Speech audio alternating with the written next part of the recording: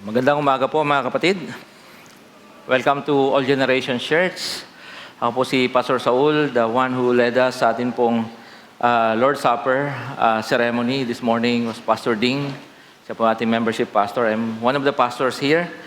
And I welcome everyone na nandito po ngayon, including those who are watching online sa iba't ibang time zones ng mundo. Welcome po kayo sa church. We miss you here. And those who are scattered all over the Philippines, of course, meron tayong same time zone. No, pero mamaya nyo pa mapapanood to. Welcome din po kayo. At sana ay nasa mabuti po kayong kalagayan sa mga panahon po na to, mga kapatid. Napakainit.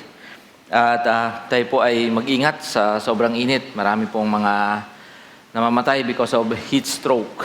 At sana dito sa church, kahit papaano, ma-feel natin ng konting comfort dito sa church, no? Thank you salamat sa Panginoon at binigyan tayo ng medyo magandang-gandang sanctuary na kahit papaano ay maging komportable po yung ating stay dito sa church. Mariw ba ninyong batiin yung inyong mga katabi sa umaga pong ito?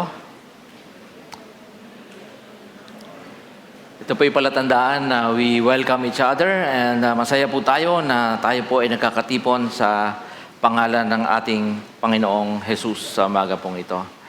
Shall we bow down in prayer bago po tayo magtuloy sa ating pong pag-aaral?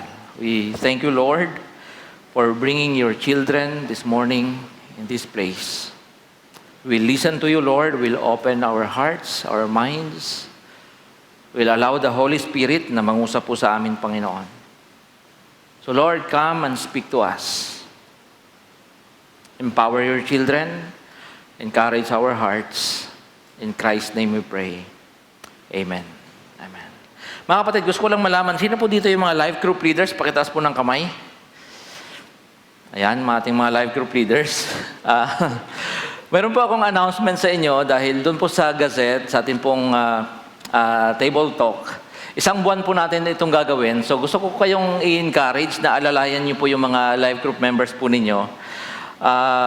Gusto ko silang matuto, of course, ang iba ay alam nyo na ito, na kahit pa paano isulat yung mga purpose statement, mga vision statement sa buhay, mission statement, at mga goals. Doon sa mga career-oriented, doon sa mga talagang pinagpapala at na-enjoy ninyo yung buhay, you know what I mean, di ba? It's very important. So, please, isang buong buwan ng May, at pakitulungan po yung inyong mga life groups. Hindi naman perfect, no? Pero kahit paano makagawa tayo ng ganong bagay. Mamaya, i-elaborate ko po yan. Dahil itong May, we'll be starting a mini-series about success. And I have invited someone to culminate our mini-series. Abangan niyo po siya sa May 26, no? Surprise guest natin to. Ayan, We'll be talking about how to honor the Lord in the height of success. Yeah. How to become a Christian, how to serve the Lord from your heart kahit narating mo na yung mga pangarap mo sa buhay. The title is The Dreamer. Ito po yung unang mensahe natin. The Dreamer. At of course, yung ating pong text ay binasa ng ating pastor kanina. But before that, let's watch this. Tingnan po natin ito mga kapatid. Manood po tayo muna, saglit. Where do you see yourself in 6 years from now? I can't see myself in 6 days. How can I tell you where I see myself in 6 years? I mean, we want someone that's very forward-thinking, that we know is going to... Excuse me, sir. Can you tell me what will happen to you when you walk out of this office in 6 minutes? Can you? I'm just asking you a question, if you don't mind. I was going to get a coffee and then just head back to my house. Yeah, how do you know you are going to get a coffee? When you cannot tell me how you will get a coffee, how you can ask me what I will do in 6 years? Because I asked my receptionist to make me a coffee, single espresso, single shot. And I know that that's coming for me in 5 minutes. And I know that this meeting is over in 2 minutes. Because I know I'm not hiring you for sure. Because you keep making everything a joke and you keep making everything back to yourself. It's not a joke, sir. You are thinking it is a joke. Anong maramdaman ninyo kung mga ganyan yung mga ini-interview ninyo, no? Of course, it's a joke.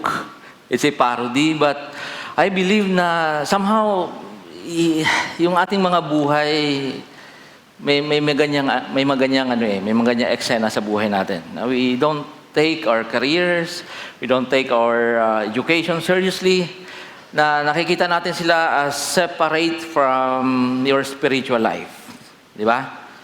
So somehow, may mga napapansin ako na very serious kayo dito sa church, pero sa bahay, hindi kayo ganong seryoso. Very serious kayo dito sa church, pero sa mga karir ninyo, lagi kayong late. At hindi kayo nagpi-perform. Dahil ang kaisipan natin, separate naman yung spirituality sa ating mga personal na mga buhay. Hindi po dapat ganun, mga kapatid. Sa mata ng Diyos, iisa po yan. No? Kung saan ka nilalagay ng Panginoon, kailangan mo mag-excel. Why?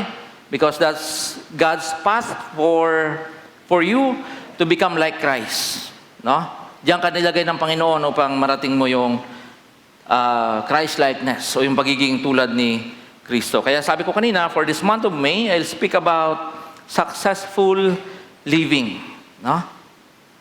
Yung buhay na nagtatagumpay kasi alam mo kung saan ka patungo, alam mo kung saan ka nanggaling, alam mo kung ano ang gustong ipagawa sa iyo ng Diyos. Ano ba ito, mga kapatid? Pag sinasabi natin successful living, paano ba ito makakamit? At isa pa, ano nga ba ang tunay na hangarin ng Diyos para sa kanyang mga nilikha? Lalo na sa kanyang mga hinirang na mga anak. Ganun na lang ba yun? Professional ka, gigising ka mula Lunes hanggang Friday, tapos hindi mo iisipin ang Panginoon kasi karir ito, wala dito ang Diyos. Babawi na lang ako pag Sunday. Or gusto mo na lang dito tumira sa church kasi mas okay dito kaysa sa kung saan ka nilagay ng Panginoon. Diba? Hindi po dapat ganon ang ating pananaw. Well, God's agenda for humanity has something to do with the vision of flourishing, o yung pagyabong. Di ba? Nilagay tayo ng Diyos dito sa napakagandang mundong ito, and this is perfect for us. This world is perfect for us. Alam ng Diyos na pagka tumira tayo dito ay magiging mayabong ang ating mga buhay. Dinesign ito ng Panginoon para sa atin. And He wants us to somehow yumabong sa ating mga buhay. Hindi gusto ng Panginoon na parang namumuhay tayong pang isang araw lang. No? Kung mayroon. Kung wala, matutulog na lang tayo. Tapos, i-blame natin si Lord sa ating mga pinagdadaan ng mga financial challenges. Pero ang totoo, hindi lang natin naintindihan ano ba ang gusto ng Panginoon sa atin. The vision of flourishing entails yung holistic approach sa buhay. Sana tinitingnan natin lahat ng anggulo ng buhay. Kung gusto natin mag-flourish dito sa mundong ito.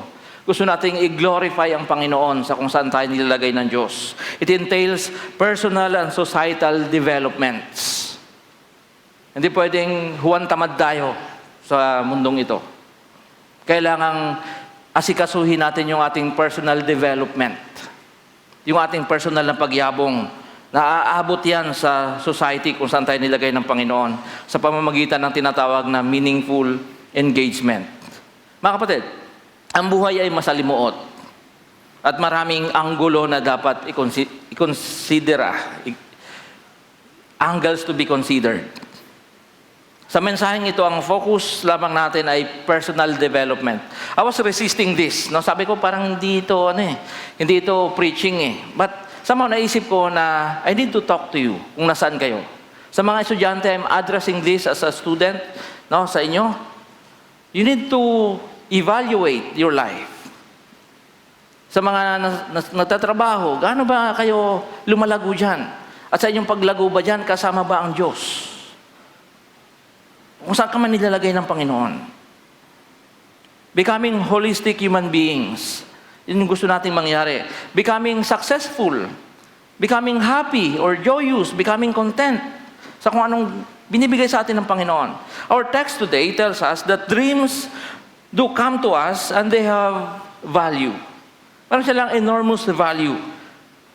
Joseph was just a boy, 17, sabi ng ating text, but God allowed him to see kung ano yung future na nag-aantay sa kanya. At ito po ay nakalinya sa God's ultimate purpose and in fulfillment of His promise to Abraham. Remember, God called Abraham, yung lolo ni Joseph, great-grandfather ni Joseph, upang baguhin yung takbo ng history ng mundong ito. God entered into a covenant with him. And somehow this is Joseph's time to pursue the dream of God. Dreams are not just images and scenes we randomly see when asleep. Para bang, siyempre, pag tulog ka, di ba? Kung ano-anong lumalabas na napapanaginipan natin. I'm talking about the capacity to see the future according to God's perspective. That's dream. Hindi hallucination. At hindi lalong nananaginip tayo ng gising. Yung pangarap na may kakayahan tayong makita ang hinaharap according doon sa anong plano ng Panginoon. And this requires careful and humble response from us. So, paano ba tayo maging dreamer? Yung totoo ha, di yung nananaginip tayo ng gising. Number 1, tingnan mo yung iyong personal purpose. Ito yung pangkalahatan mga kapatid. At sa palagay ko, dahil ang purpose ay galing sa Diyos, medyo pare-pareho tayo dito. Pagka nag-iba ka dito, medyo mag-uusap tayo kung anong klaseng Diyos yung pinag-uusapan natin. Di ba? Purpose comes from the Lord. Kailangan mong masagot ang tanong na, bakit? Bakit ka nandito sa mundong ito? That's your purpose. Nilagay ka ng Panginoon dito for a reason. You need to know that. Okay?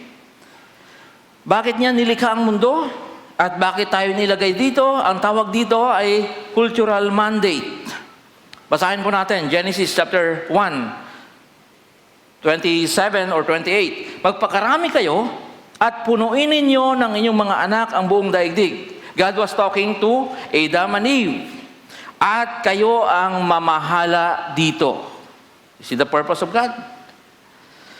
Binibigyan ko kayo ng kapangyarihan sa mga isda sa tubig, sa mga ibon sa himpapawid, at sa lahat ng mga hayop na nasa ibabaw ng lupa. Brothers and sisters, God gave us this world to enjoy. Now, I don't understand Elon Musk. Bakit niya gustong lumipat pa ng Mars? No? Ay, ito na nga ang binigay ni Lord sa atin. And this is perfect for us. It is safe. We are protected here. God is taking care of us here. Lahat ng ating mga kailangan nandito. And God wants us to flourish in this world. But that requires response sa atin. Wise response from us. This is beautiful. Itong mundong ito. At lahat ng iyong kailangan dito, nandito. God created everything na kailangan mo bago nilikha ang tao. Remember, tayong huling nilikha ni Lord? That only means yung lahat ng kailangan mo, tanim, hayop, na pagkain, kung ano man dyan, inuna mo nang i-provide ng Panginoon. That's why God wants us to take charge and enjoy His creation. Sabi dito, kayo ang mamahala. Intindi natin yung mamahala. We are not to rape the creation. That's why we are having this, ano itong tawag dito, global warming. No? 50 na yung init, 54, 53. Imagine. Why? Kasi yung purpose natin, hindi natin gaanong naisip na nilagay pala tayo ng Panginoon dito upang alagaan yung mundong kanyang nilikha. Well, I was in Baguio last week, so sorry na lang. I enjoyed the 19 degrees Celsius sa gabi. Habang kayo ay nasa 35 degrees Celsius. Mga kapatid, purpose. Ibig sabihin nito, nilikha tayo ng Diyos upang maging pagpapala sa mundo. Napakalaking obligasyon ito. It needs wisdom. It needs hard work. It needs careful planning and execution. We will begin with, becoming dreamers. We dream for ourselves. Meron din tayong pangarap sa mundo. especially for God's kingdom. Napakaganda ng setup ng Lord, nilikha niya, maganda, nilagay niya tayo dyan. But of course, sin came and destroyed the whole system na nilagay ng Diyos. We struggle and we absorb the difficulties of life. Ang hirap ng buhay. Again, our personal approach must be holistic. Kailangan nating tingnan ang mundong ito, tanungin natin mga sarili, bakit ako nilagay ng Diyos dito sa mundong ito? Hindi po tayo tumatakbo sa tinatawag na autopilot. Gigising ka ngayon, o bahala na kung saan ka makarating. Di ba? Autopilot ang tawag doon. Hindi po tayo nilagay ng Diyos para dyan. Our purpose comes from God.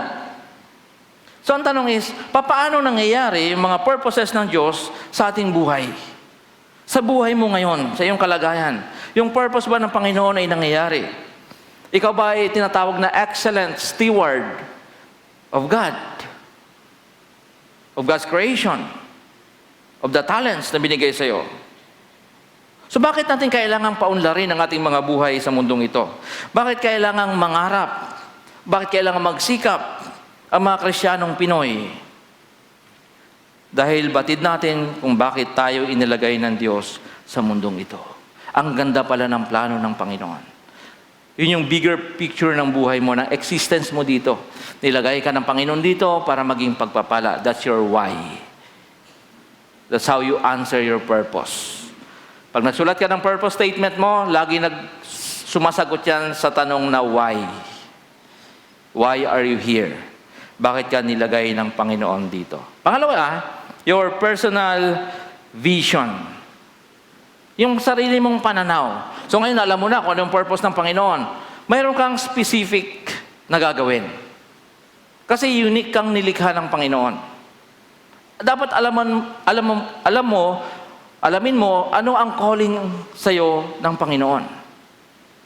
Ano ang pinaglagyan sa'yo ng Panginoon. Kasi nga ang premise natin kanina, kung nasaan ka ngayon, yan yung landas na binigay sa'yo ng Panginoon for you to become like Christ.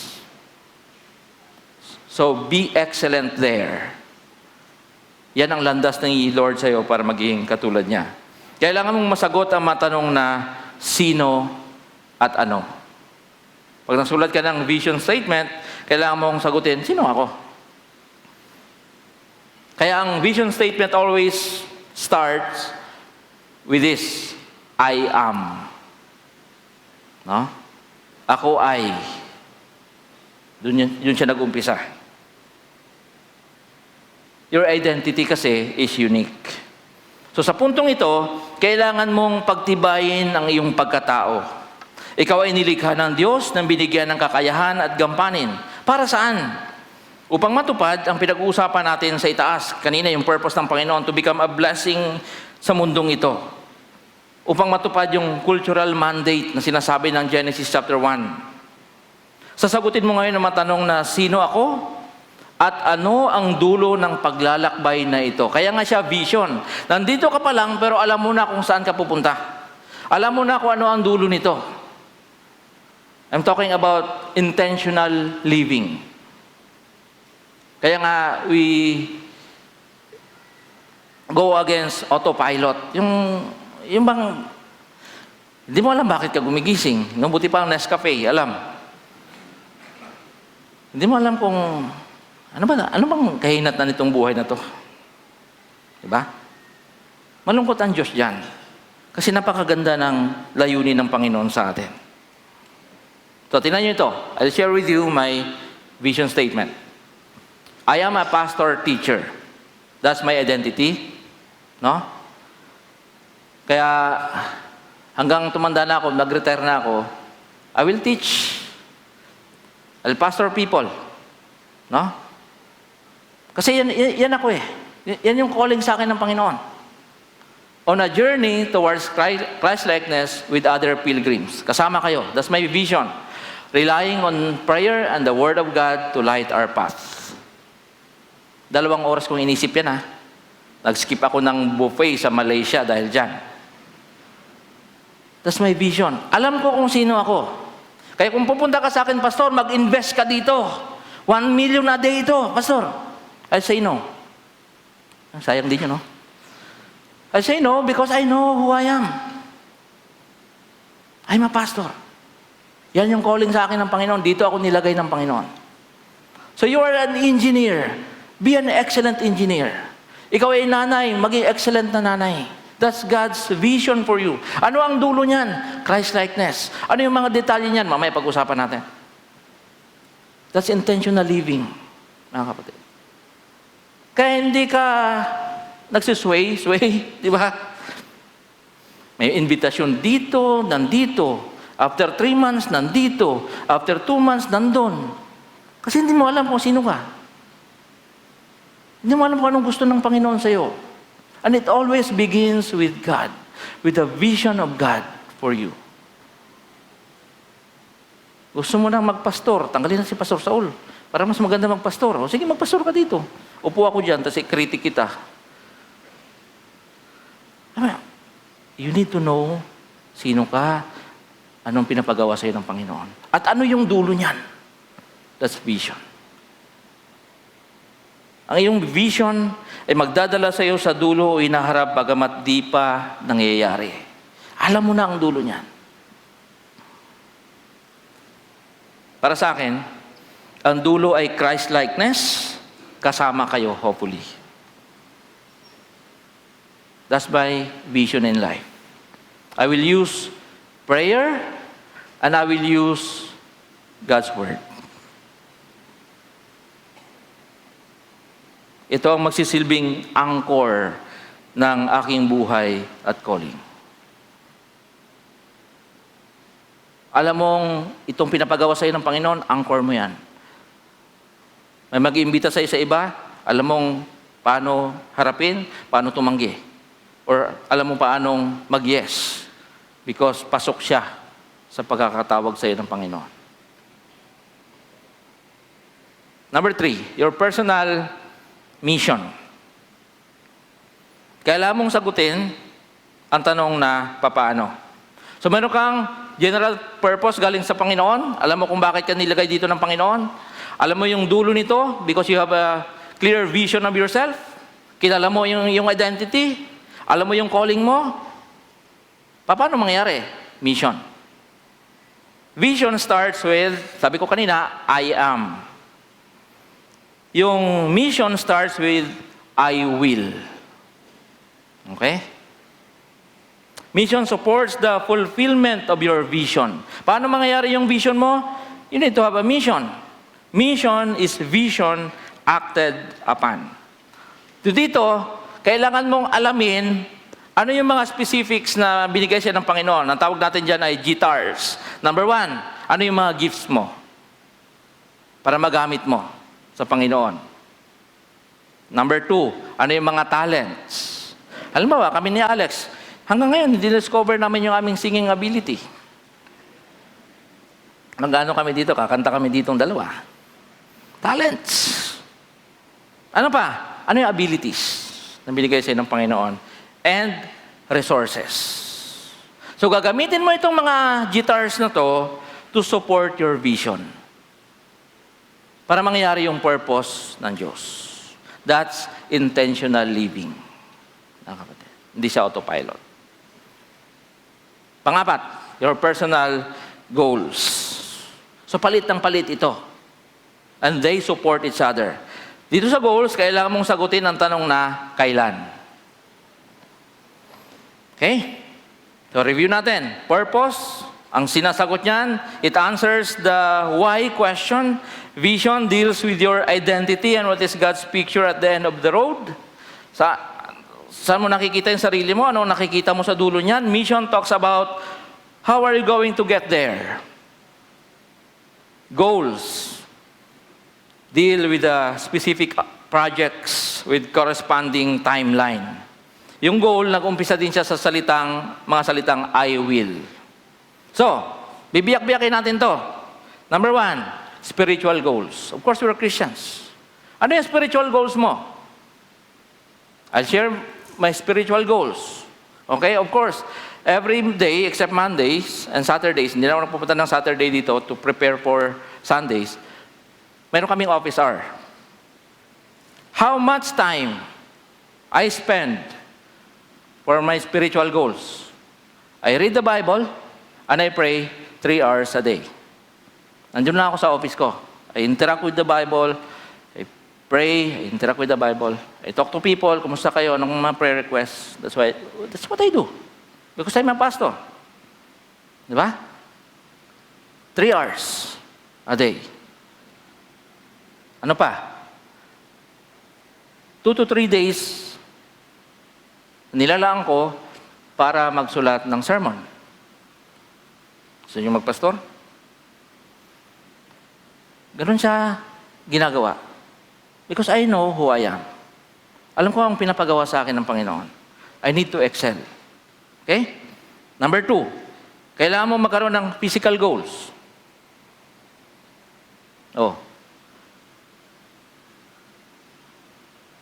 Pabalik na naman tayo sa holistic seminar ni Dr. Seb nito. Pagka napabayaan natin yung ating mga physical goals, di ba? Magtataasan na naman lahat. No? Kailangan meron tayong physical goals. Meron tayong financial goals. O paano mo pinaplano yung mga kapirahan? No? Paano ka nagsisave? Paano ka nag-i-invest para sa future? Ang Kristyano, kailangan maging excellent sa mga bagay na to. Kasi mananagot tayo kay Lord. Pangit naman ang motivation yon. But to offer ano ang binigay sa iyo ng Panginoon, balik mo sa Kanya na excellent. Financial goal. Sa may mga pamilya, ano yung mga family goals ninyo? Ilang oras ba dapat ang spend sa pamilya? Sa mga may career, ngayon, mga nagtatrabaho, ano yung career goals mo? Sa mga may business, sa mga nag-aaral, di ba? Intellectual goals. Anong ginagawa natin dito? Mga kapatid, we need to do this for the sake of having a singular focus in life at maximum na output na ibibigay mo sa Panginoon. Bakit? Ulitin ko. You are participating in the grand purpose of God. Mayroong malaking layunin ng Diyos, nilagay Kanya dyan. You're a participant there. And your contribution must be excellent. Kahit pa gaano kaliit yung iyong contribution, you offer it to God. Di ba? So, alam ko na nasa isip nyo ngayon. Is this really preaching or leadership and management seminar? It is leadership seminar if we stop right here. Pag bababa na ako dyan, sabihin nyo, sana pala nanood nila ako sa YouTube ng TED Talk. Diba? But we will not stop here. So here's the preaching side. It all starts with God. Again, what is God's purpose and design? Ano ba ang activities na ginagawa ng Diyos sa mundong ito? Ano ba yung mga plano ng Panginoon dito sa mundong ito na kailangan ma-accomplish at ma-accomplish yan kasama ka, kapatid? That's why we are here. We need to enhance our abilities. We need to cultivate our talents and spiritual gifts for God. The most basic of all, babalik tayo, is to have dreams. Yun bang kakayahang mangarap? Huwag nating ipagkatiwala sa swerte. Huwag natin pagkatiwala sa buenas. We don't operate by default. Or we just relegate our lives to mere chance. Gone are the days na laging sinasabi ng mga magulang, mag-anak tayo ng mga 15. Malay mo, isa dyan maging presidente. Nakarinig ng kanyang mga ganyan? Di ba? Aral-aral ka pa, bakit naman si Pacquiao? Ba't ikaw ba si Pacquiao? Baka mag-boxing kayo ni Kuya Boy, sumurrender ka pa, first round pa lang. Di ba? Nakakalungkot when you talk to people. Yung mga Pilipino parang na-absorb na natin yung ganong kaisipan. Malay mo lang. And we operate there. Nakakalungkot. Mga kapatid, Miroslav Volf says, God is sovereign. Walang question doon. Kaya ka bang pagyamanin ni Lord ngayon? Of course. He is sovereign. But He has left so many details unregulated. Ano ibig sabihin yan? Kaya kang pagyamanin talaga ni Lord ngayon. Pero hindi niya gagawin. Kasi may mga parts dyan na ikaw ang gagawa. Ikaw ang magdi-discover. Ikaw yung magpupursue. Ikaw yung magdi-develop. God supplies wisdom. He gives strength, opportunity, sometimes even resources, but we need to do our part. For example, again, God can make you a very wealthy, successful person right now, right here. But He will not do that. He wants you to observe the normal and natural process. Most obvious ingredients for successful living sa ating panahon ay ito: education and skills development. Kristyano ka, you need to study very hard. You need to improve yourself. Kasi ang competition, napakabilis. Ang pagbabago ng mundo, napakabilis. Mapag-iiwanan ka, kapatid. At yung recent data ng kalagayan ng education ng Pilipinas, medyo nakakalungkot. Gusto nyo makita? Ready kayo ma-heart attack? Tingnan nyo, this is from UP. Recent to, ha? Pakita nga dyan. Shelo Magno is an economist from UP Diliman. Ito po yung sa PISA. Yung PISA, yung parang test na ginagawa sa mga estudyante, high school, karamihan, upang malaman yung kanilang aptitude.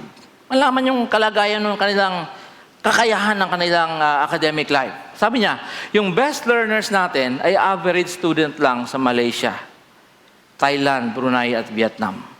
Yung pinakamatatalino sa atin, sa kanila average lang. Ito ngayon. Yung best performer, yung mas matalino pa talaga, pinakamahusay, katumbas niya ay yung worst performer sa Singapore. Ang score kasi ng Singapore, mga 550 plus. Tayo yata mga nasa 280 lang. What happened to us? Ano nangyari sa atin? Ito ba, pwede natin sabihin, hindi naman spiritual yan, pastor eh.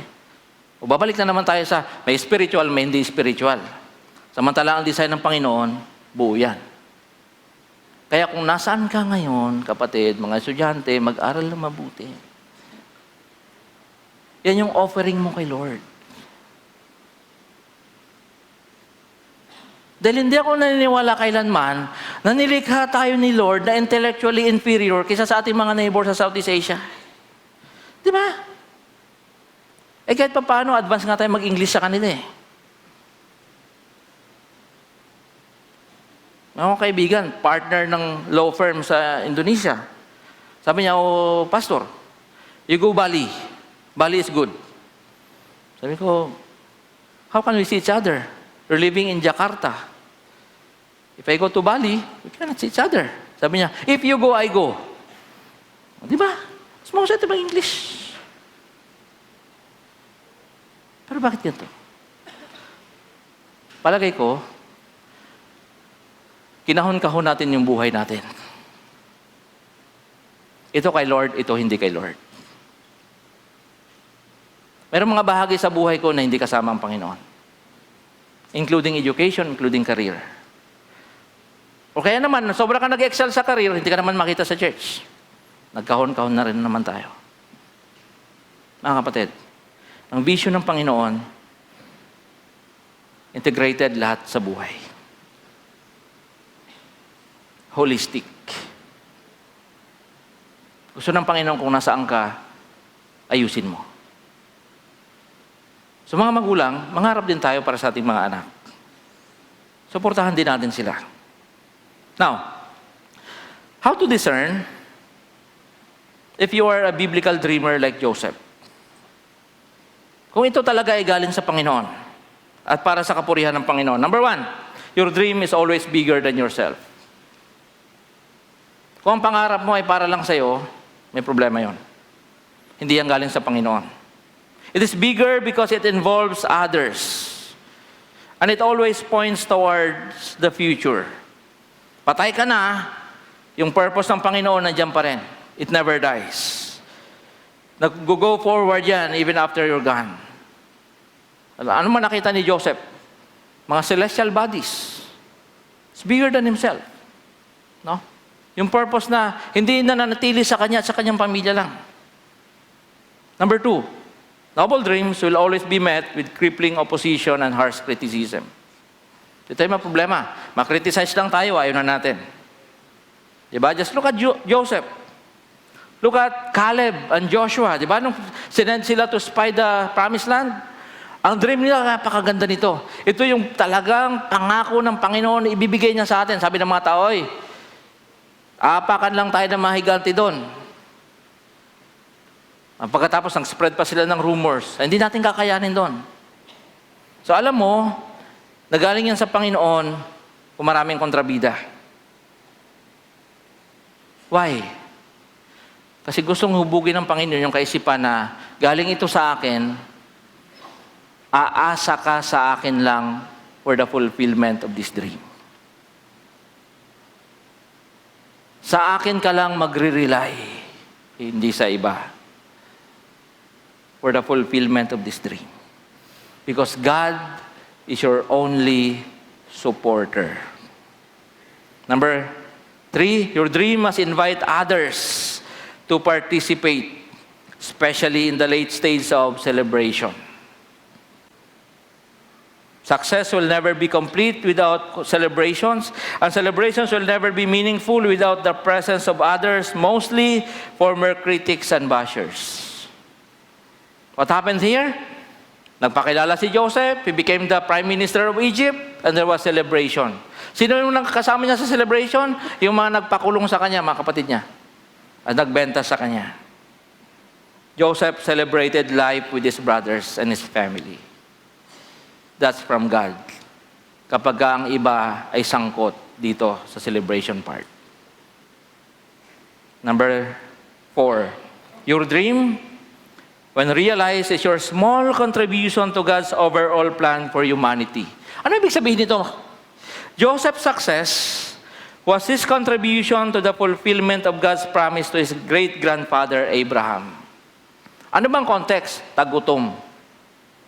Kung hindi nangyari ito kay Joseph, mamamatay sila sa gutom lahat. Matitigil ngayon yung purpose at calling ni Lord kay Abraham.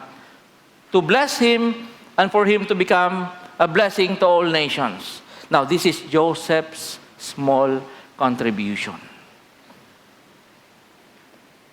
When we offer our desires to God, also it was a way to preserve and bless the next generation of Israelites.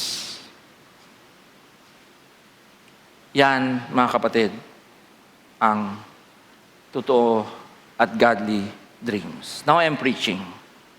I'm bringing the values of the kingdom of God into this room.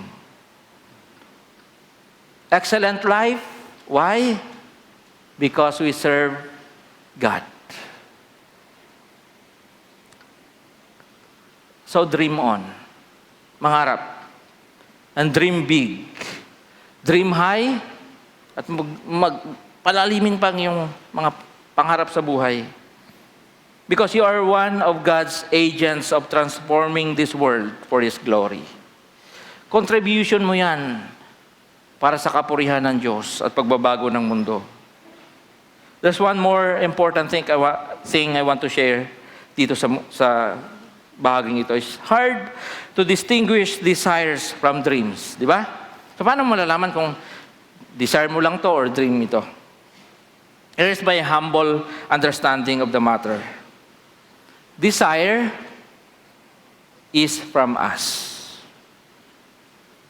Dream, pangarap, is from God.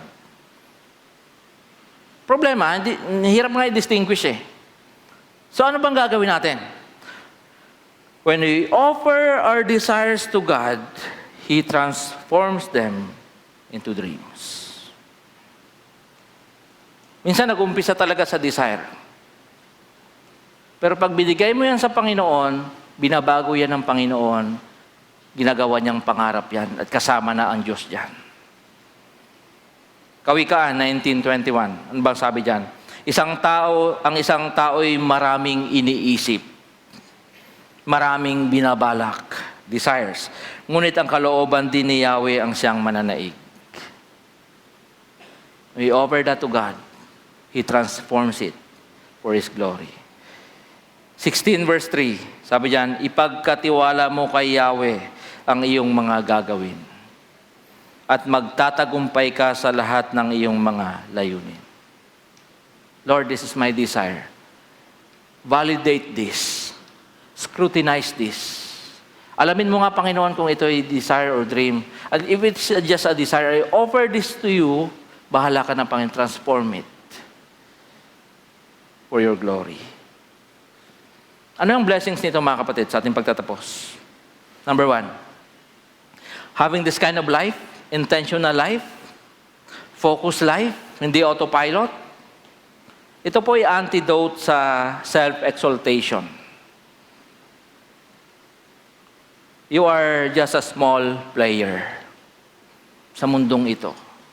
Hindi ka dapat magmalaki kasi maliit na bahagi ka lang dito sa grand story ng Panginoon. Maliit na bahagi ka lang sa grand narrative ni Lord. Kahit gaano ka kahusay. You are not the Savior of the world. In other words, having a successful life in the eyes of God, a focused life, intentional life, brings humility sa atin. Lord, ang laki ng plano mo. Ang kaya kong gawin ito lang. Pero I'm offering this to you. Pangalawa, antidote naman ito sa self-condemnation. Small but not insignificant. Maliit pero may value kay Lord. Yung kwento mo, may kwenta kay Lord. No? Minsan nade-depress tayo, ano bang nangyayari sa buhay ko? Buti pa ang iba. Buti pa siya, kaklase ko lang yan noon, nangungopia lang sa akin yan noon. No? Tapos wala ka ng direksyon sa buhay. Having an intentional life, successful living, is an antidote against self-condemnation. You have tremendous value, and your life contributes to the grand vision and purpose of God. Sa mata ng mundo, maaaring wala ka pang pakinabang kasi estudyante ka pa lang. Pero sa mata ng Panginoon, meron. Because you are preparing for your future. And you're offering your future up to God.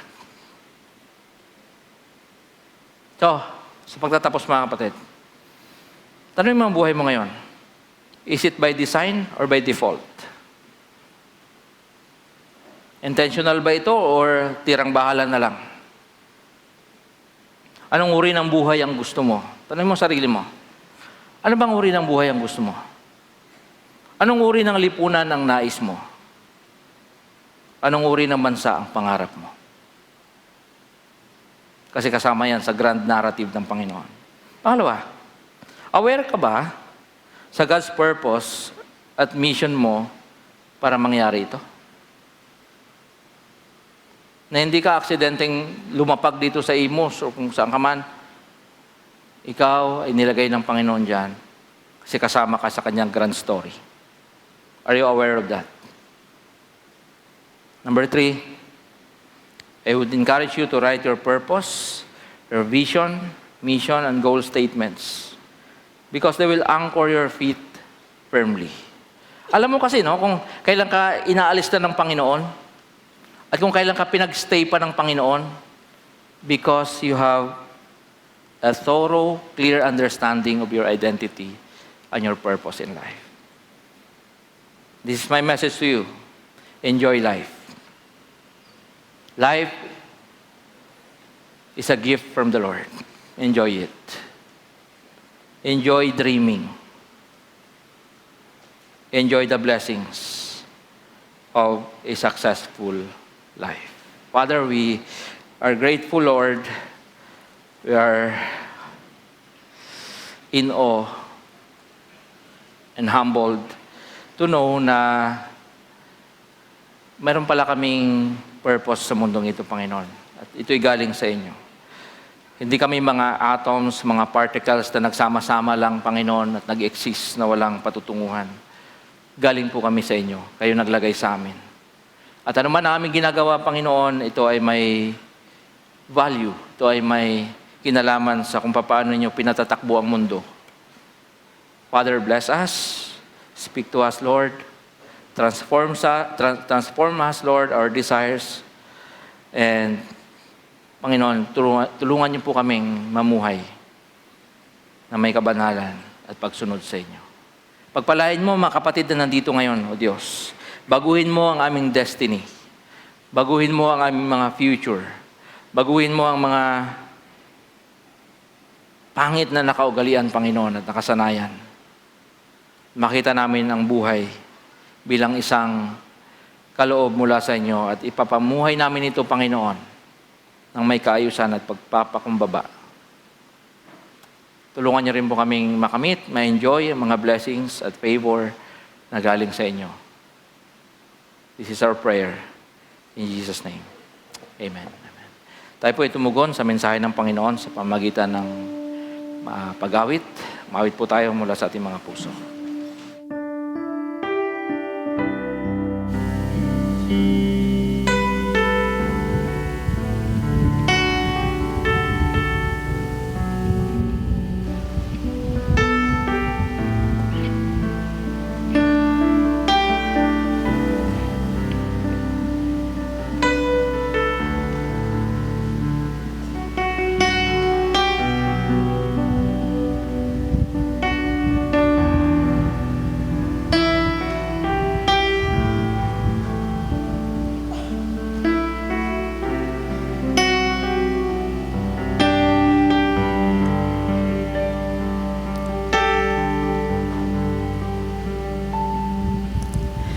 Ikaw ang aking kanlungan at kapayapaan.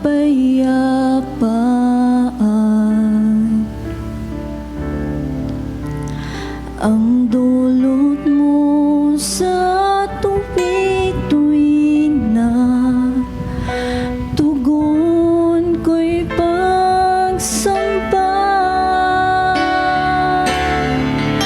Pasanin at lalaho sa ating pagtatakbo.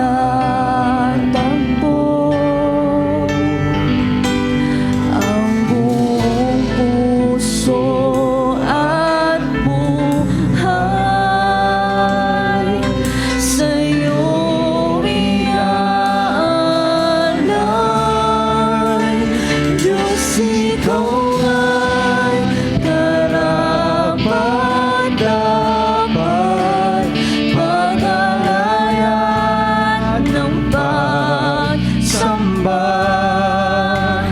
pagmamahal at pagdakila, alay sa'yo, aming Ama. Diyos, ikaw nga'y karapat-dapat, pag-alayan ng pagsamba, tanging hangarin ang ikaw ay sambahin.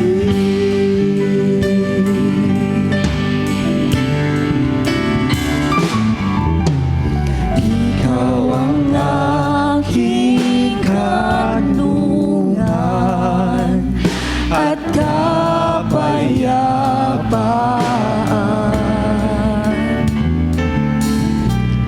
Ang dulot mo sa tuwid-tuwinan, tugon ko'y pagsamba. Pasanin at lalaho sa ating pagtatakbo. Ang buong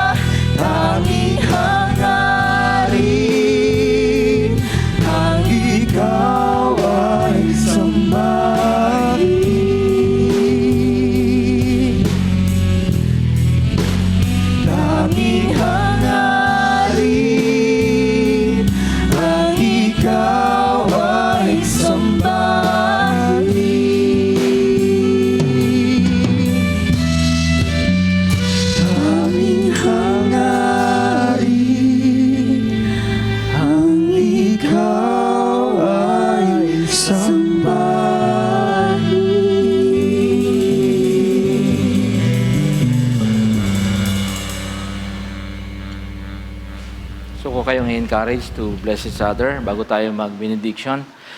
Kung kayo po ay isang pamilya, mas maganda you pray together. Yung mga tatay, nanay, pag-pray nyo yung mga anak, maging successful sila, pagpalain sila ng Panginoon. Yung mga kapatabi ninyo, yung kabataan, kung kayo medyo adult na, you bless them, pray for them. Sa umaga pong ito. Then I'll give the benediction later. Sige po.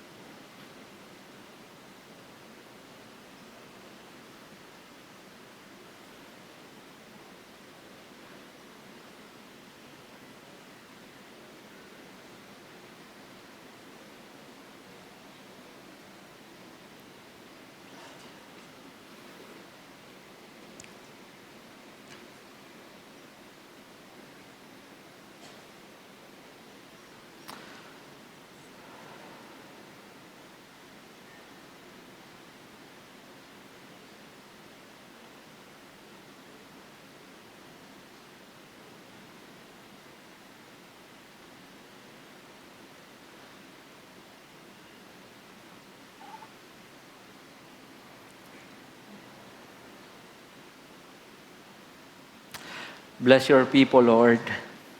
Gamitin niyo po ang aming mga buhay, mga simpleng buhay, Panginoon,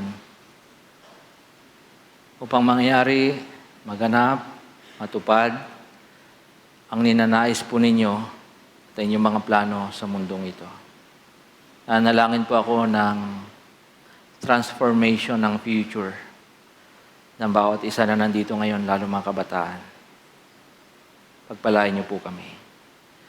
May the Lord bless you and keep you. May the good Lord make His face to shine on you and be gracious to you. And may He lift up His countenance on you and give you peace. Father, Son, and Spirit, we pray. Amen.